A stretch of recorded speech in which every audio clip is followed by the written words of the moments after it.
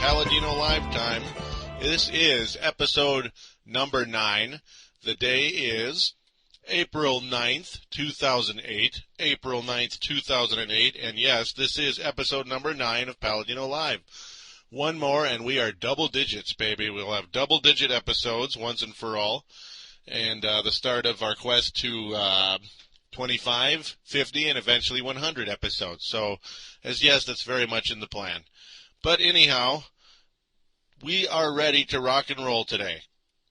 We have a lot to talk about. The Minnesota Wild win the division and are going to face the Colorado Avalanche. The Minnesota Timberwolves, well, they're just the Minnesota Timberwolves, but we'll cover them, as that's always the thing to do here on Paladino Live. And eventually we'll get into the Twins someday. As soon as the Wolves probably season is over, then I'll be able to talk maybe some Wild and some Twins, depending on how long the Wild survive in the postseason.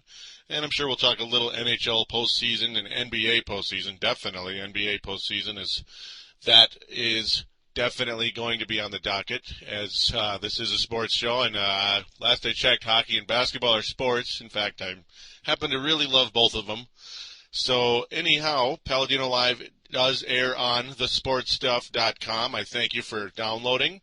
We also air on iTunes. I thank you for downloading there, for those of you that are on there.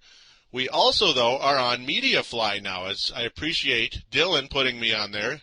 So MediaFly, if that is another way to reach Paladino Live. So 3 gateways to this show. It begins, baby. It begins. And also a reminder, I will be having a Vikings show eventually, probably in the next month or so. Maybe might wait until the preseason or training camp, whatever. We'll see how it goes. It's kind of hard to say because my schedule is a little inconsistent, and of course with lawn cleanups on the way, that's going to kind of be tough for about a 3-week to month span there. With it's going to be kind of hard to do 2 shows in that type of span. So obviously Paladino Live does get priority, as this is the flagship show. So for the whole Paladino Live empire, that's, I hope, going to begin. So let's get things started. Now here on thesportstuff.com, we do have a call-in line, as that is a voicemail line. A reminder to all of you, or for those of you that are new to the program and to thesportstuff.com, it is a voicemail line, as these are obviously recorded shows for the most part. So you simply call 916-912-4263. That is 916-912-4263. You address which show you're talking about. You say, this show is for the NHL East to West, which is a new show, or Paladino Live, or Celtics Revived. You know, you get the idea, and you opine, as Bill O'Reilly would say. So that is the bit. Now, also to mention, again, there is a new show here on thesportstuff.com, yet another show added to this empire, thesportstuff.com, that is growing. It is a young empire that's going to take off someday, in my opinion.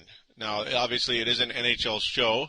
His 2 favorite teams are the Pittsburgh Penguins and San Jose Sharks, as he is a Penguins fan that grew up in Pittsburgh and or the Pennsylvania area and moved to San Jose. So makes plenty of sense there. He talks about the playoffs, NHL playoffs, as that's what point of the season we're at. So, hockey fans, we haven't forgot about you. As obviously there's my show. We talk about the Minnesota Wild and some NHL.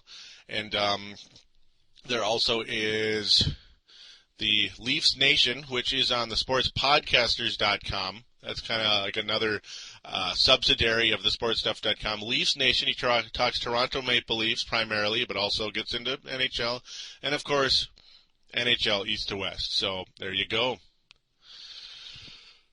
Now, also on the sportstuff.com, there are message boards that we'd like you to sign up to. And we'd like you to sign up to them as soon as possible, because we're growing and we want more of you on board as people continue to sign up, which I'm very happy to see. As the more the merrier, and the more we all grow together. Now, it's as simple as clicking on the TSS Boards button on the upper right corner of the website, and you just basically sign up. It's 100% free and 100% fun. As we talk sports, we debate, we talk trash, whatever you want to do. I'm pretty much just a mild-mannered person on there, but not everybody else has to be. So there you go. Now, also, Paladino Live, I chat on Yahoo Messenger. It is Paladino Live, one word. Also on AOL Instant Messenger, or AIM. Paladino Live, one word. And send me a message, talk sports, give me some ideas for the show, whatever you want. PaladinoLive@yahoo.com is my email address, the official email for Paladino Live. And it'll probably be the email for Purple Mafia, I'm guessing, because I'm only going to need one email, to be honest. Let's get this party started. As yes, the Minnesota Wild did win the division. They won the division. They finally did, as they defeated the Calgary Flames. So that is definitely something to talk about, and we will be getting into that when I return.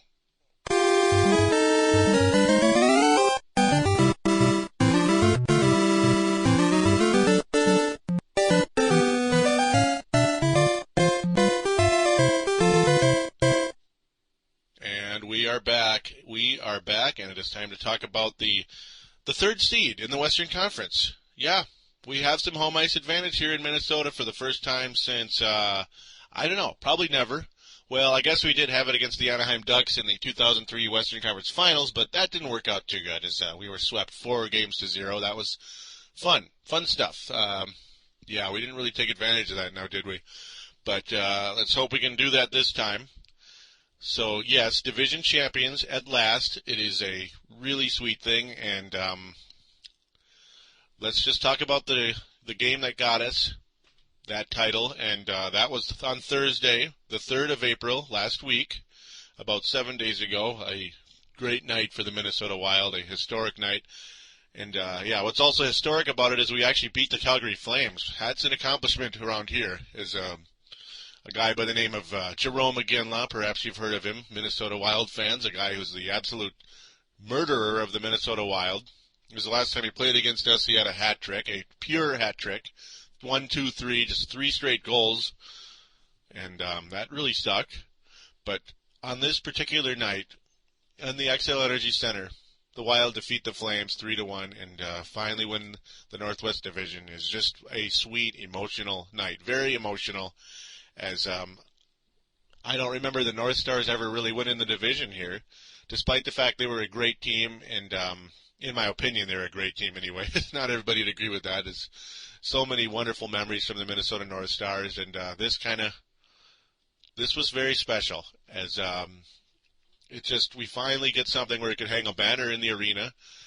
As the North Stars, as I said, I just don't remember them winning a division title, as I really became a North Stars fan about 1990, so go figure. I wasn't really, I didn't really keep up with them as much until that point, despite the fact I did love hockey. I just didn't get into sports yet until about that point.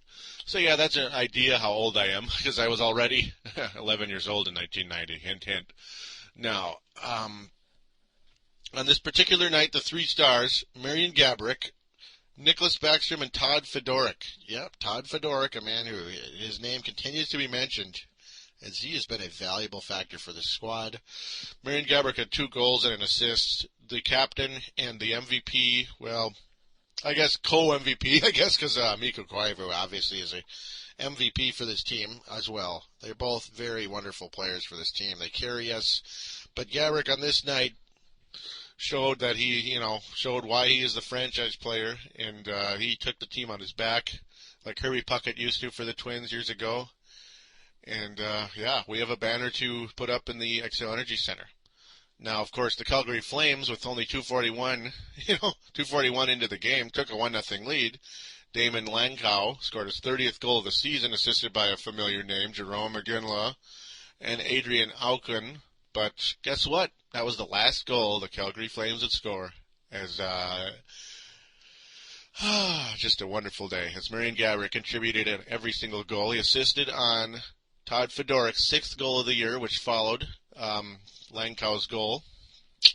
Only about 6 minutes into the period, so things ready to rock and roll. Pavel Demitra got the other assist, and Gaborik scores the next 2 goals, baby. And, oh boy, off to a division title we go. Demitra, Pavel Dimitra and Keith Carney assist on the Gabrick's 41st goal of the year, and then Kim Janssen and Sean Hill, there's Sean Hill's name again, assisting on Marian Gabrick's 42nd goal of the year, which was a beauty, where he just basically took the puck and just tore down the ice, and away we go. This is our night, not your year, not your night, Calgary, despite the fact you've dominated us all year. And that's pretty much what Marian Gaborik said with that goal, as that was all she wrote. A very, very sweet night for Minnesota hockey fans. Absolutely terrific.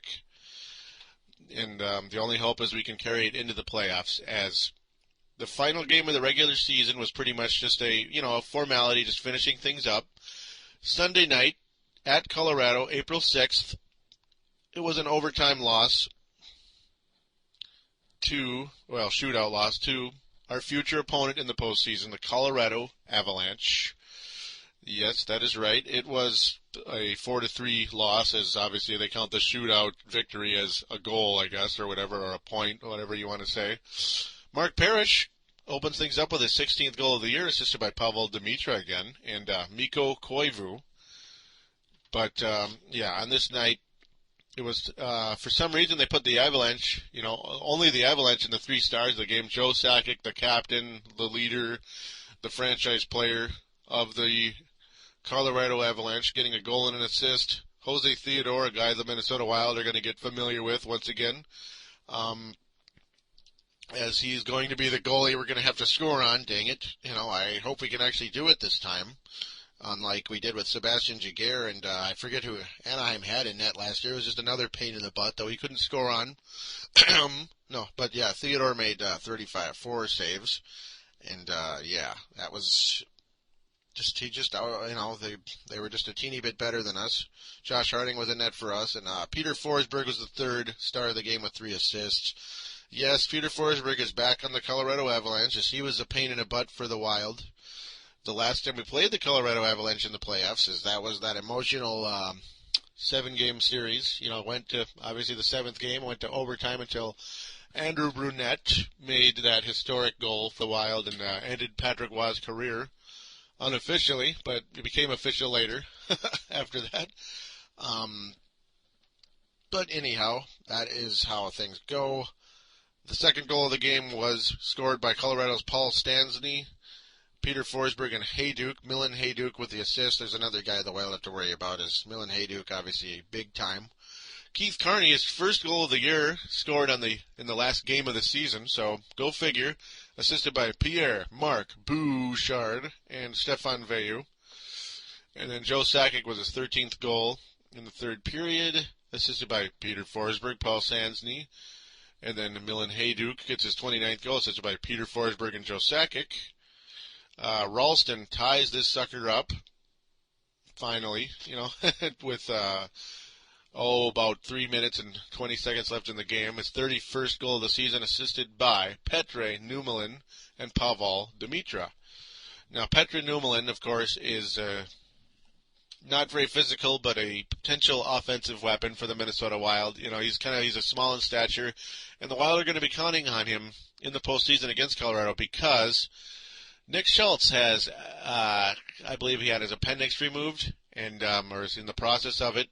And, there is going to be no Nick Schultz for the Wild in this series, and that's a shame, and possibly beyond, of course, if we get to the second round, because that's definitely not a guarantee. This is a divisional, division rival against us. We know each other pretty good, so this could be a very, very tough series. As that's where we're at now, the Minnesota Wild and Colorado Avalanche. This could be another historic series. It could go 7. I officially, on record, am going to say Wild in 6, but of course that can be totally thrown out the window in a heartbeat. The Wild losing a very solid defenseman. Not a guy who's much of a scorer, obviously, as I've mentioned in the past, Nick Schultz, but he's a steady defensive player for the Minnesota Wild, and he is not going to be there against this offensive Colorado Avalanche. That's what they do. They score goals.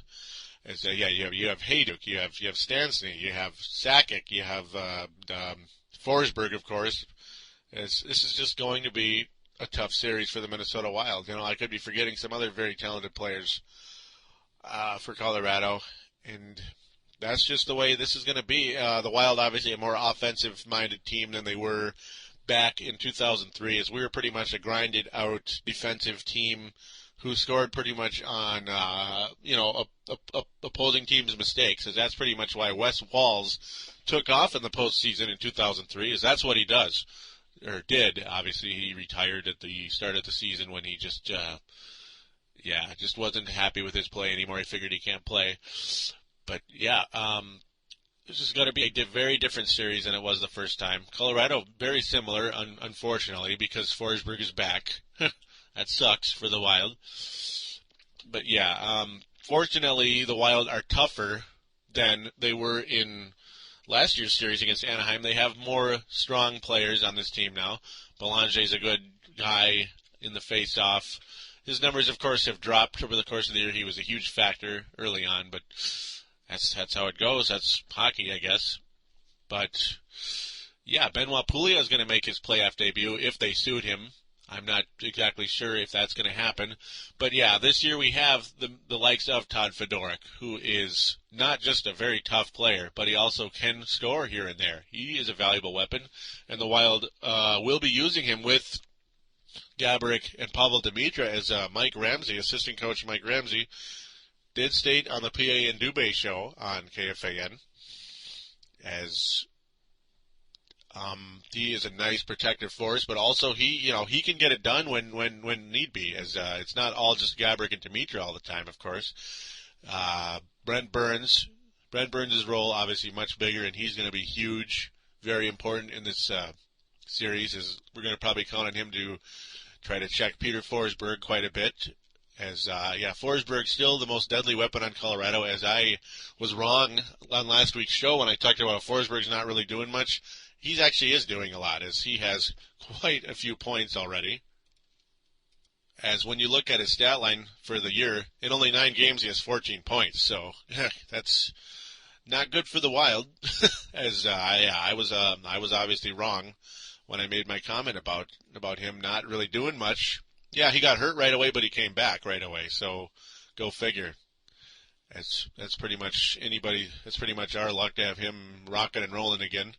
But hopefully the result's the same. If this is an epic 7-game series, let's get it done again. And at least we have home ice advantage. I'm not 100% sure that's a good thing or bad thing anymore, as the Wild have lost many a home game in the postseason.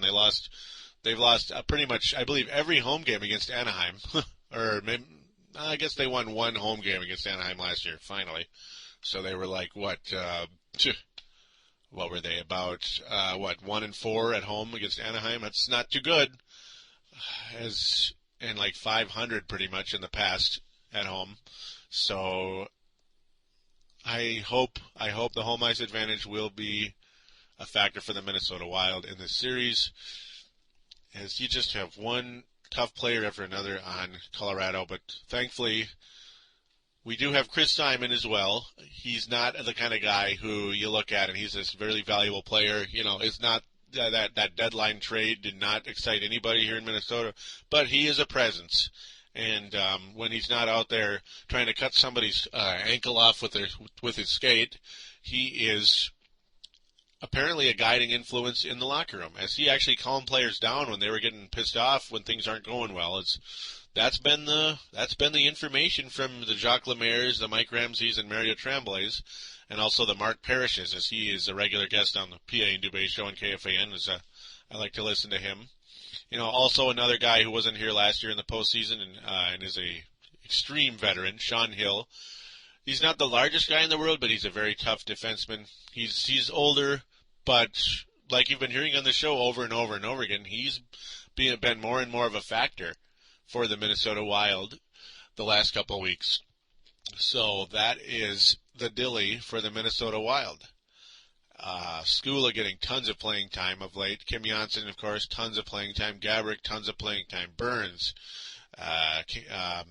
Gaborik, tons of ice time, as they're really counting on him to to lead this team. As I'm not 100% sure who's going to be the captain in the playoffs. I would say give it to Gabrick, let him continue to be captain. And here's another thing, Todd Fedoruk, like I've been talking about, 18 minutes. That's a lot of time on ice for a guy who you think is just a enforcer.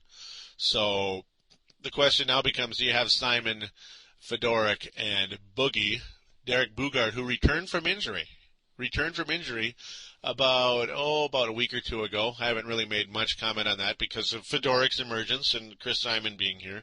So, yeah, we have three big boys if we need them.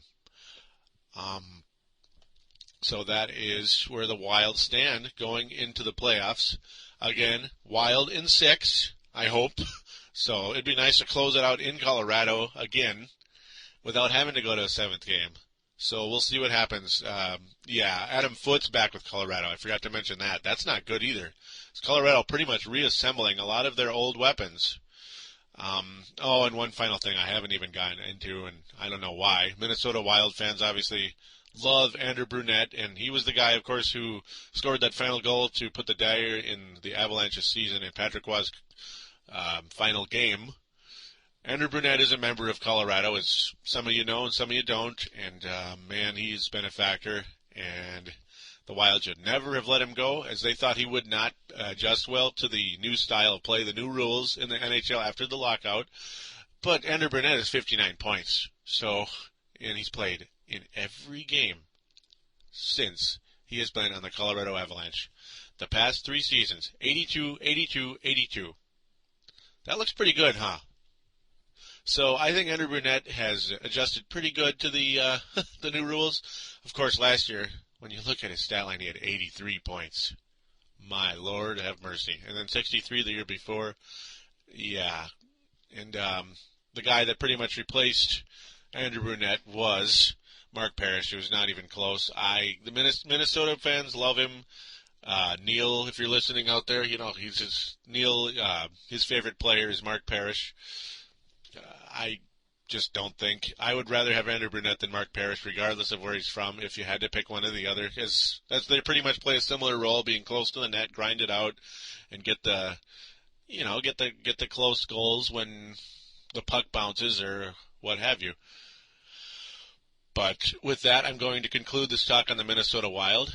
And this is a gigantic series. Let's get this thing done. This is going to be a lot of fun, and I can't wait to watch it as I don't have to work tonight. Thank God. So, Wild fans, let's get this thing going. Let's have some fun, and let's watch some hockey. Now, it is time to divulge into some NBA basketball with the Minnesota Timberwolves.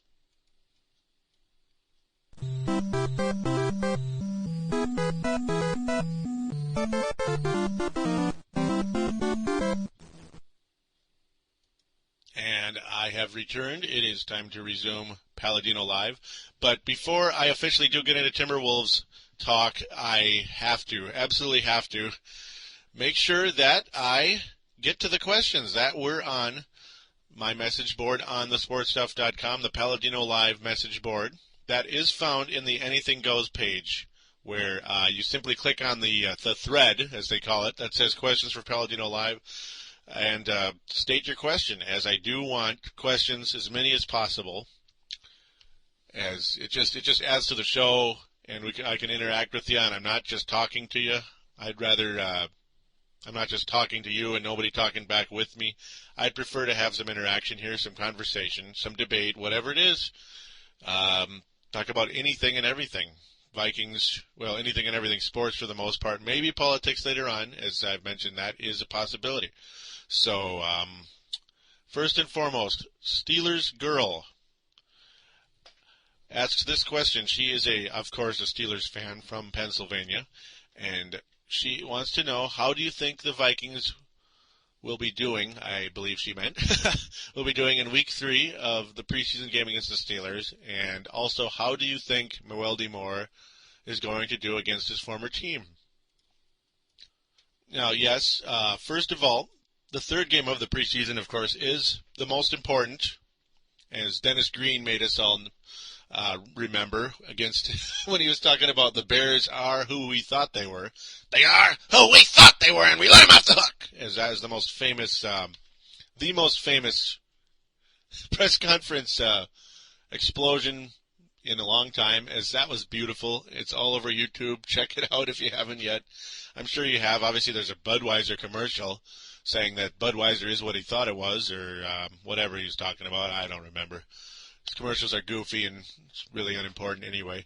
But yeah, this will be an important game for both teams, as we'll get to see who's doing what, pretty much.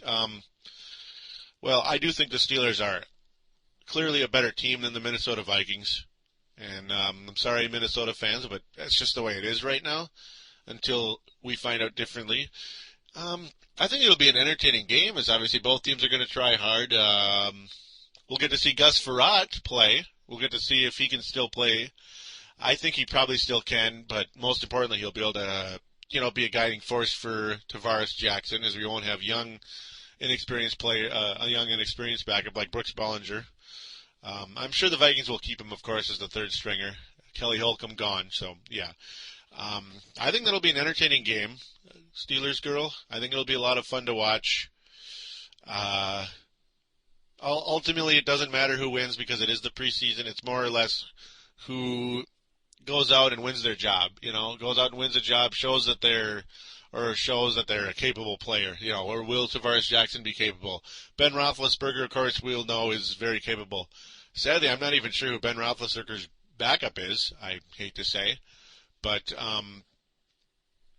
yeah, it'll be a fun game to watch. I'm sure if it's just like a game where you're trying to win, I'm sure the Steelers would be a heavy favorite, because they have so many talented players like Willie Parker and, of course, Hines Ward and Ben Roethlisberger and so many others on the defensive side of the ball. Fortunately, the Vikings have great defense, so it'll be entertaining to watch, as you're going to get to see a lot of new faces on the Vikings. But also on the Mewelde Moore comment, how do I think Mewelde Moore is going to do against his former team? I'm sure he'll do just fine, as obviously he's going to get plenty of playing time, as the Steelers will want to see what he can do, as it is a preseason game, and guys like him are going to get extra playing time. I like Mewelde Moore, Steelers girl. I like him. And the only thing about him, though, that wasn't good in the past here in Minnesota is he is a little injury prone, and Mike Tice got kind of sick of it with him. He got kind of sick of it. It seemed like he was always hurt and didn't really seem to be able to really be able to handle injury very well. He didn't really seem to be able to handle pain very well. So we'll see. I think he's a talented player. He didn't get too many touchdowns ever, as a lot of his numbers over the years are going to see pretty much 1 or 0 touchdowns during his seasons here in Minnesota. But obviously he's a very talented special teams player. I like him a lot returning the ball, as I'm sure you will, Steelers girl, if that does become his role in Pittsburgh. So I think he'll do well, because he'll want to maybe show the Vikings that they're missing out, as the Vikings have Maurice Hicks to replace him to pretty much fill exactly his role, the third string running back behind the super duper star Adrian Peterson and the very good Chester Taylor. So that's how things are going to go with that. Again, preseason games, you hope and pray no one gets hurt, as there's been far too many injuries, but third week of the preseason will be fun to watch. The next question, again, by Dylan Richardson, the administrator and the executive producer of thesportstuff.com. And I appreciate you continuing to fill up questions for me, Dylan. Absolutely, it's any type of questions are good, and yours are always good. With the Vikings, what does the loss of Richardson as fullback do to the team, and how can they adjust? Well, you lose a very valuable veteran in Tony Richardson, and the thing is, though, he was very injury prone, and the Vikings did sign, as I mentioned last week, Thomas Tapeh, former Gopher fullback, and his health a few years ago was a major issue, but now, the last 2 years, he's played all 16 games, so I think the Vikings will have a less injury-prone fullback, I guess you could say, younger, but yeah, you lose a very valuable veteran, and when Richardson is in there, he is about as good a fullback as there is in the NFL. kind of hard to say what's really going to happen overall. Peterson and Taylor were better with Richardson being here on this team. So, to be honest, it's going to be hard to say. It's up to Thomas DePay. That's pretty much how it is. Is Thomas DePay valuable? Well, with the Eagles' running game, the Philadelphia Eagles, of course, with Brian Westbrook and Correll Buckhalter, they seem to do pretty good in Philly with Thomas DePay. So I think they'll adjust just fine, to be honest with you, Dylan. So I think it'll be kind of a push, I guess. You'll have a more healthy, younger guy. So we'll see what happens ultimately. And to the next question, also from Heidi, as she actually instant messaged me this question. And I do appreciate that I am getting finally instant message questions, as that's also welcomed, as of course this was on Yahoo. Paladino Live, one word. You can instant message me questions or comments for the show. As, Steelers Girl comment or question is, will the Wild pick Gabrick over Dimitra? Look for the sale of the Wild by Bob Negley Jr. to Wisconsin businessman Craig Leopold to be approved by the NHL by the end of the week. The deep-pocketed partnership is expected to significantly increase the chances of re-signing star forward Marian Gaborik, who can become an unrestricted free agent after the season. Well, to be honest, yeah, if you had to pick one over the other, yeah, you got to think it's going to be Gaborik over Dimitra, as Dimitra is inconsistent, he's injury-prone, and he's older. I sure hope they can sign him. They can sign Gaborik, as he obviously has to want to be here. I think he does, but yeah, it's going to be expensive, and I would think the Wild will do what they can to keep Gaborik. Craig Leopold is a guy that's not afraid to spend money here and there. Negley was a little bit more conservative with his spending, considerably more conservative. As years ago, he was the Turkey of the Year by Star Tribune columnist Patrick Royce. So for being so cheap and such, but Negley was trying to make sure this is a profitable product before making big moves, and they've made some, as they're a third seed in the Western Conference. So go figure. Gaborik definitely going to be a high priority over Pavel Dimitra. It'd be nice to keep them both, as they have good chemistry together.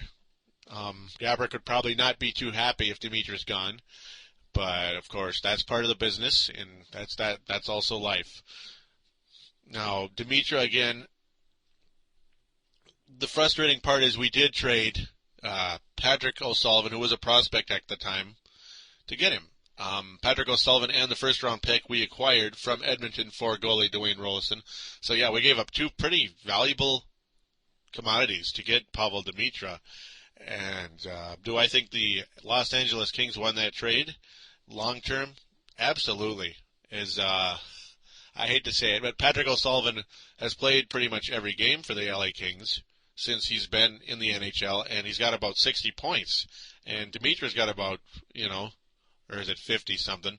I'll give that a check really quick. Dimitra has 54 points in 68 games, so he's not been really out that much, but he's been out enough. That's about 14 games. So, yeah, it's not the worst, but it's not the best. It's better than, 40 or 50 games, like he had some of those in the past. So that's pretty much the dilly with Pavel Dimitra. And to be honest, I'm not 100% sure what's really going to happen. I would think they're going to try to keep both, but in this world, in this league, you just never know. Gaborik has got to be the top priority over anybody on this team, and I do mean anybody, including Koivu, if it comes to that. Yeah, Patrick O'Sullivan played all 82 games. He had 53 points. So, wow, Dimitra had one more point. And, he's a lot older. He's 11 years older than Patrick O'Sullivan. So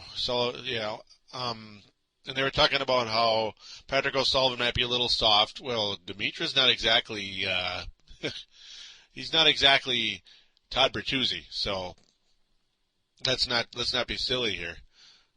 Patrick O'Sullivan, of course, showing some signs that he's going to be a pretty valuable player. He was a second-round pick, 56th overall by the Wild in 2003, and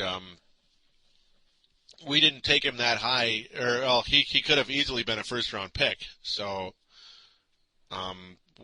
what I meant to say was we were pretty lucky to have him at that point, and so we traded him. So we'll see what happens ultimately in that dilly. As I hope that answers your question, Steelers girl. As there's one final question, Puppet Master.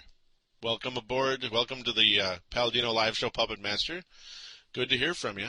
And his comment or question is, how well developed do you think the Minnesota Minnesota sports market is compared to the bigger market, such as a New York and LA? Is Minnesota nearly as marketable as those places? No. I'd say no. I really would.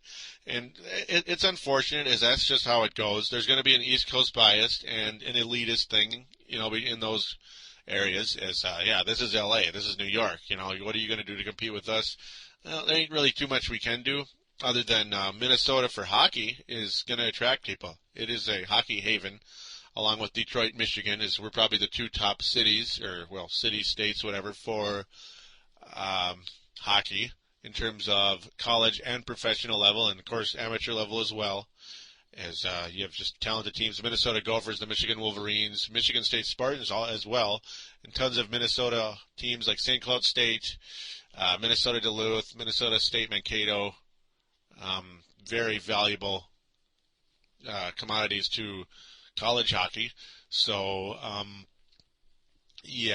we're pretty much bigger in those two areas, or in that one sport, compared to the rest. As New York is a basketball haven. LA is just a big city, and it's sexy, I guess you could say. It's it's Hollywood, it's money, it's good weather, it's all that good stuff. So Minnesota can't really compete with them. Ultimately, no. The Vikings are the only team in Minnesota that really is valuable, because they're worth over $600 million. Was established by the sale of them about 3 years ago. So hope that answers your question, Puppet Master, and definitely continue to post questions, as you're more than welcome to do that. Puppet Master, of course, a champion of multiple arcade games here on thesportstuff.com, as that's another quirk you can enjoy on here, as there are emulator arcade games on here. Definitely check those out. And now we're going to finally divulge into the Timberwolves. I just had to make absolute sure that I covered those questions, because I hate finishing a show and realizing I forgot to get to questions. That's really frustrating. Now, the Wolves have had a very, very tough time the past several games. It has been very tough. 0 for 4 from, they were 0 and 4 against Detroit, Utah, Phoenix, and Memphis. So, and the only score that looked really competitive was the Detroit game on Tuesday, April Fools, as the Wolves almost did perform an April Fool's joke, defeating Detroit. The thing is, you know why it was close? Well, Flip Saunders pretty much seeded all of his top players, and we were winning by a decent amount in this game until everything fell apart. Yeah, I mean, when you look at the Detroit Pistons, and you look at the top performers, as Yahoo does that. When you look at Rodney Stuckey, as the top performer for Detroit, that tells you something's up. As the starting lineup for Detroit in this game: Rodney Stuckey, Hayes, Theo Ratliff, Tayshaun Prince, and Antonio McDyess. Wow. The only real starter in this game was Tayshaun Prince, and that's pretty much about it. Theo Ratliff, of course, a former Timberwolf on Detroit. He only played like 16 minutes anyway. He made his one shot, got a rebound and turned over the ball, and got a foul. That's great. Stuckey was pretty good in this game, as he had 27 points. He got 5 personal fouls, though, so that means the Wolves guards did something right in this game. 3 assists, 2 rebounds, a steal, and a block for Rodney Stuckey. Hayes only got to play 10 minutes in this game for Detroit. I'm not really familiar with him, I hate to say. Only 4 points, 1 for 5 from the floor. He just wasn't really a factor. Tayshaun Prince, probably the main focus for Detroit, as he was. He shot the ball the most times. He only made 5 of 15, so not so good. Only a third of his shots went in. 15 points, 6 assists, 5 rebounds. McDyess, 6 points, 10 rebounds, and 4 personal fouls. So, okay. That's great. The bench players, not really much to mention for Detroit in that category. But, yeah, the Wolves had some fun out there in this game as they took a 30-18 lead in the first quarter, only to pretty much not do so great after that, as they only had 19 points in the second quarter to Detroit's 26. They won the third quarter 21-23, but then got demolished 29-18 in the fourth. Detroit, still the better team, even with a lineup of players that most people have never heard of, with the exceptions of McDyess and Tayshaun Prince. You know, Theo Radler, people have heard of him, but you know, he's kind of a dead player at this point. Jaric shot the ball well. He played 40 minutes again, tons of playing time. He only shot the ball 4 times, and he made 3 of his shots. That's pretty good. 2 of 3 from three-point range. He had 10 points, 3 assists, 6 rebounds. So, you know, Jaric, oh goody. Nothing amazing out of that, but he did make his shots, so that's something worth mentioning. Randy Foye, he getting into foul trouble again. And, yeah, with his 18 points, 4 assists, 5 rebounds, he was a minus 16 in the game. Worst on the team. Now, I know I pile on Randy Foye, but that's partially because I like him, you know, and I really want him to do better than this. You know, he's the guy I wanted in the draft. I will admit that. Back in 2006, when we took Brandon Roy, I was like, oh, no, I wanted Randy Foye, and then they made the trade, and I was all excited. And we all know that Brandon Roy's been playing better so far. So I'm hoping Randy Foye's got more to offer next year. I really am hoping for the best there, as he has a good summer and he stays healthy, most importantly. But yeah, the player of the game for the Wolves was Al Jefferson, who made 9 of 12 from the floor. 9 of 12, including 8 of 11 free throws. So getting to the free throw line, Al, that's very good to see. 26 points and 7 rebounds, so he didn't really hit the boards too much, despite Detroit only shooting 40% from the floor. So that's not the greatest, but multiple Wolves rebounding in this game. I mean, it was more of a team. More of a team effort in the rebounding category on this night. Foye with 5 rebounds, Jaric with 6, Jefferson 7, Gomes 7, Brewer 6. You know, you had Craig Smith and Chris Richard contribute with 4 apiece, and even McCann's getting 3. That's nice, and Snyder with his 2. So, it's good to see there's at least a team effort in that category. But nobody really stood out in this game other than Stuckey and Al Jefferson.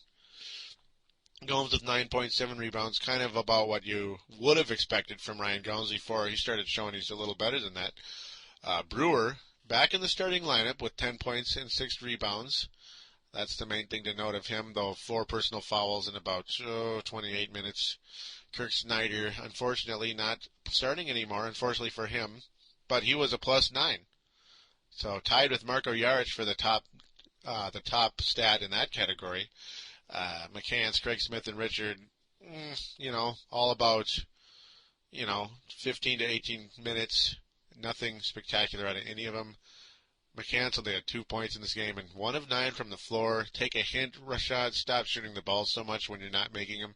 Same for Craig Smith. It was only 2 of 10 from the floor. Whew. So, yeah, there's a reason the Wolves lost this game. They're just inconsistent players. Too many inconsistent players. Too many guys shooting the ball when they're cold. That's frustrating.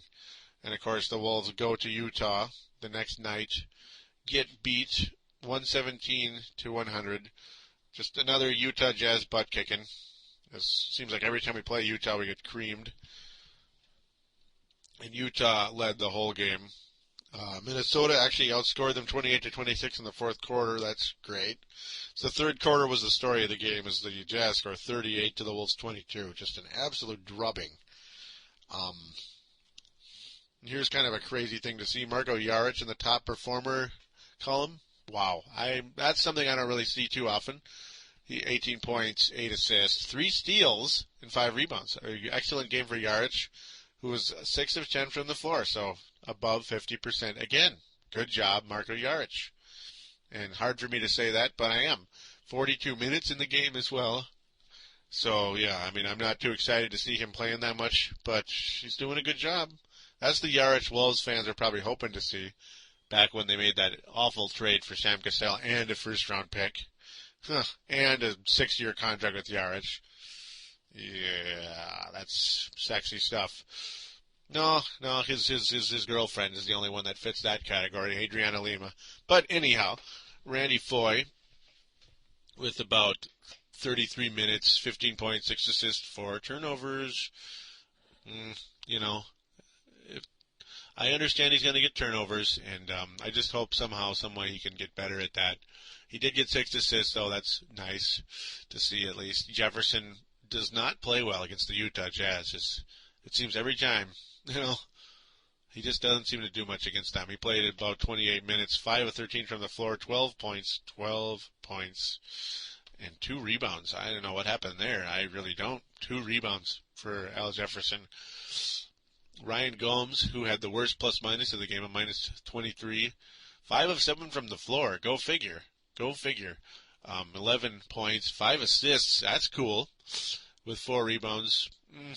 Brewer, 4 of 9 from the floor. He was the other starter, of course. 12 points. He had 3 steals.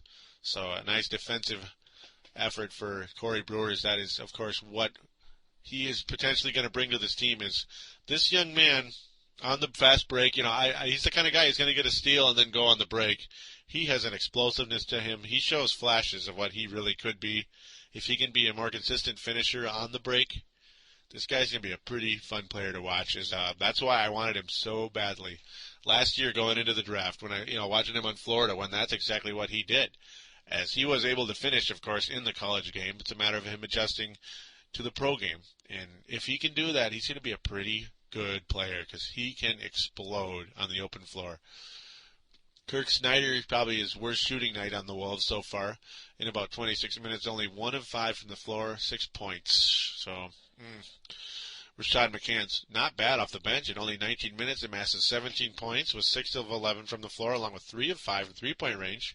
So McCann's nice game, but nothing great. But really the overall player of the game, Deron Williams, with 19 points, 14 assists, 3 steals. Just beautiful game for Deron Williams, as he absolutely is a star. And the guy I want the Wolves to get in the draft, Derrick Rose, there's been multiple comparisons to Deron Williams. And a guy like that on the Wolves roster would make a big, big, big difference for this team. The other player of major note on Utah was Mehmet Okur, 22 points, 7 rebounds, 2 assists, and a block. Mehmet Okur, a very valuable player, and 4 of 7 from three-point range. He's the kind of guy who's got so many different aspects, to his game, so many different talents. He reminds me of Arvydas Sabonis a little bit, as a big man who can do multiple things, including hitting the three-point shot, despite the fact he's 7'2". He's a nice European center who's got a lot of talent. But that's pretty much the case, or the end of the story for that game. Utah, much better team, division champions, by the way. So Utah's going to have some home court advantage in the playoffs. And here is the ass-whooping of the week, I guess you could call it. The real game of the week was the Detroit game. But, 117-88. The Wolves absolutely destroyed by the Phoenix Suns on this particular night of April the 5th. And, just a nasty week for the Wolves. And this one absolutely emphasized that. Michael Doliak making a rare start in this game. 12 of 6 from the floor in 12 and a half minutes. He's Michael Doliak. You don't really expect much out of him. Jefferson, respectable numbers, very good numbers, though he did shoot the ball 26 times in this game. Only made 11 of them. 24 of 12 from the floor, or in the game, and that's not bad at all. Those are some nice Kevin Garnett type of numbers. So all you guys out there that want to say Jefferson isn't Kevin Garnett, well, statistically he's pretty close, except in the assist area. So don't think that Al Jefferson isn't franchise player material. I think he can be. Absolutely. Randy Foye, awful again, along with Marko Jaric. These guys are shooting the ball too much, man. 6 of 15 for Marko Jaric. Yeah, it's like you finally have a couple games where Jaric is a steady player because he's shooting the ball, 5 to 9 times, and he's making them. But yeah, 15 times and he only makes 6. Just, come on, man.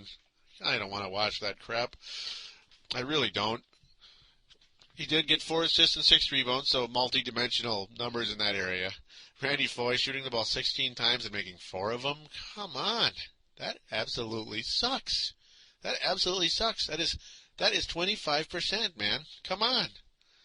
Take a hint. If you're not making your shots, chill out. You're not Michael Jordan. For crying out loud.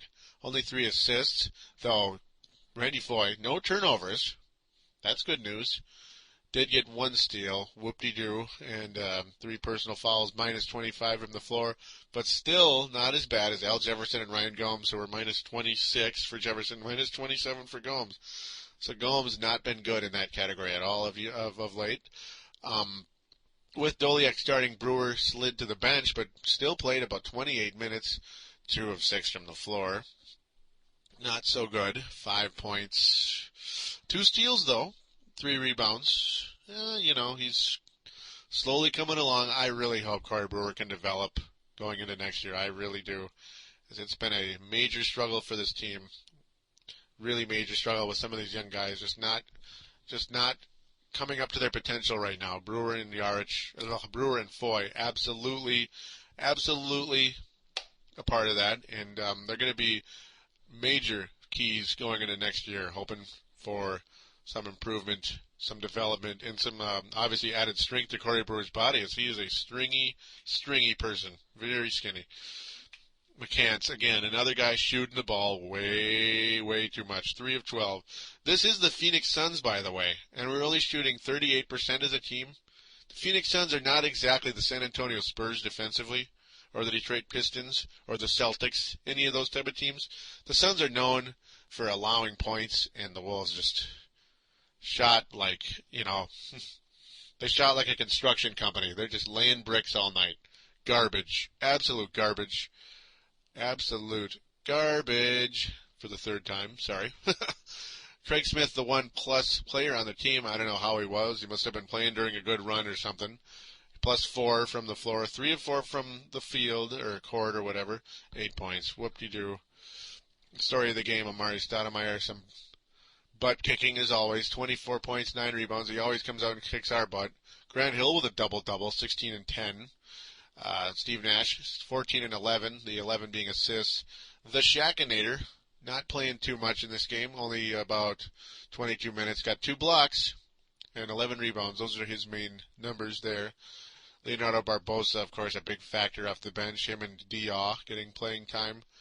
5 of 11 for Barbosa, 3 of 4 for Diaw. Good games for them. And Girasek, changing places again. He's been on so many teams already. He's been on the Magic. He's been on the Jazz. He's been on the Memphis Grizzlies, I believe. He's on the Suns. Okay, where's he going to go next? Minnesota? Well, we'll see. This game's just a complete piece of crap game. It's just total crap. It's just that's pretty much all there is to say about that. And mercifully, the end of this this review of the Wolves week comes on Sunday, the 6th of April, and yeah, we got beat by 12 points by the Memphis Grizzlies. So only have 21 wins to the Wolves 19. So good, go Memphis. Thank you for that. As we need a little bit more chips in our on the table for that draft lotteries for the Derrick Rose or Michael Beasley Foundation. We need one of those players. We need them so bad. Please move up in the draft for the first time ever, and yeah, ever. I think we're a little due for this. Mike Miller, the story of the game by far, is just kicking some major butt in this game. 34 points, 6 assists, 10 rebounds for Mike Miller, the shooting guard of the Memphis Grizzlies. A very, very good player that people don't talk about too much, a little bit here and there. Mike Conley, a guy I was really, really high on going into the draft last year. Not very spectacular numbers this year at all. He's just undeveloped. He's very young. So Memphis has some gems on their roster, I think, despite the fact their record sucks. They have a chance to be pretty good in the next couple of years with the likes of Conley, Gay, and Warwick, Rudy Gay, and Hakeem Warwick. They have a chance to be pretty solid. Obviously, they're going to get another big-time player. Maybe they'll get the number one pick and land Beasley or something. So we'll see how that goes. Rudy Gay, the other main factor for Memphis. 23.6 assists, 3 steals, 9 rebounds in 40 minutes. Big time. Warwick adding 20 also. The Wolves, not really much going on with their game much. I mean, it was more, the good part is it looks like there was more of the ball spread around in this game. Jaric, the worst player in this game for the Wolves, minus 18, 3 of 8 from the floor, only 6 points. But he did amass 5 assists, and he's continuing to rebound the ball with 4. Not too bad for a shooting guard or point guard, whatever the heck he is. Randy Foye shoots 50%, ladies and gentlemen. News flash, and he was the top plus-minus on the roster. So Randy Foye, at least showing some development, is really, that's all this year is. That's why I talk about these players like this, like I'm kind of big on stats and stuff. That's why I'm not just ripping them, because they're not supposed to win these games, folks. They're not supposed to go out and win 43 games. I'm not going to just come on here and say they suck. I like to analyze these players more as it's our future, or we hope it is. Foye getting 17 points, 4 assists, 2 rebounds, but of course 5 personal fouls. Again, having some trouble with the Mike Millers and the Michael Conleys, I believe. So that's going to happen. That's going to happen, especially Mike Miller on this night. Jefferson, 18 points, 8 rebounds, though he did turn the ball over 4 times, so not the greatest night for him. Though he did shoot 7 of 10 from the floor, that is the good part. Ryan Gomes, again, the biggest minus, actually. I was wrong. Ryan Gomes tops Marko Jaric. He was a minus 19. That's a little frustrating. I don't know what's his deal. 7 of 15 from the floor, shooting a lot. Making his free throws at least 5 of 7. He did have 19 points, so he was the leading scorer, but he shot the ball a lot. Brewer pretty much just, 20 minutes, 1 of 4 from the floor. It's just kind of a Corey Brewer type of game, slow development. We'll see what happens. Kirk Snyder, excellent off the bench, 5 of 6, he with 11 points. Again, I can't say enough. Kirk Snyder's probably going to come back, I would think. I would think the Wolves are going to make that move, so someone's going to be going at some point. And here again, this just more emphasis on McCann. So he was a plus 5 in the game. He shot 7 of 17 from the floor and 2 of 7 from 3-point range. Just more gunning. That's all he does. Craig Smith, the top plus-minus player of the game with a plus 7, was 8 and 8. 8 rebounds, 8 points, but nothing spectacular overall. 4 personal fouls in 19 minutes. So that's the Wolves. That's the week. 0 for 4. Some ugly stuff. Nothing exciting about the Wolves other than just hope for the best, continue developing. As there was a game against Charlotte last night. We lost 121 to 119. That will be saved for next week's show, of course. So we need to keep just going in that cycle. There are a mere 6 games remaining in the season, so just some more farm club development time for the likes of Corey Brewer, Kirk Snyder, Foye, and others. So, gotta wish these guys the best. Gotta hope for the best for more continued development. Got to get a Derrick Rose. Got to get a Jerome Beasley. We'll see. We'll see if maybe Tyler Hansborough. Who knows what's going to happen to this team? As obviously the draft is the main focus for this team, not the win-loss column. So. It's probably going to be the case next year, but you're going to have at least some big-name rookie on this roster next year. I hope and pray to God it is Derrick Rose, as I think the Wolves will gladly make some adjustments, moving Foye to shooting guard or whatever, trading somebody. So it's all a big question still with this team. And with that, that's going to conclude the Sports Talk and Paladino Live Episode 9. I hope you enjoyed it. I apologize if it's a little long. It's an hour, but that's just the way it's going to go. As this is a multi-dimensional show, we're not going to just talk about one team and one topic. So we got to go a little long. I hope it's not been too long for you listeners out there.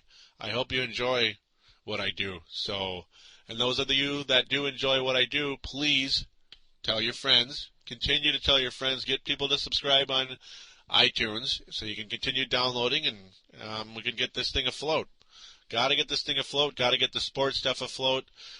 Again, my YouTube is youtube.com/Paladin Joe. youtube.com/Paladin Joe. Check it out. Comment if you have a YouTube account. Give me a comment. Subscribe there as well. We need some more subscribers. I have about 78. That's not bad. It's not bad considering I haven't made a single game review in almost 3 months. Again, I've been delaying on that because I've not been feeling good. I just have not felt good all winter, it seems like, and just don't have much energy for that when I want to keep the show going for now, the radio show. That's my top priority right now, so we'll see what happens, and I hope there aren't too many delays as we get into the spring cleanup time. I hope I don't miss shows. We'll see what happens. It's all up in the air right now, but expect me to continue this on a weekly basis, as I definitely want to do that. I don't want to miss weeks, as that's not good for the future of this show or for thesportstuff.com, as you want to get more and more new shows updated over and over again. We don't want to just be a stale market. So that's the bit. Sign up on the sportstuff.com boards or the TSS boards, whatever. Sign up, do some chit-chatting. We'd love to get you on board and meet you and get to know you. So all of you out there, take care and have a good week.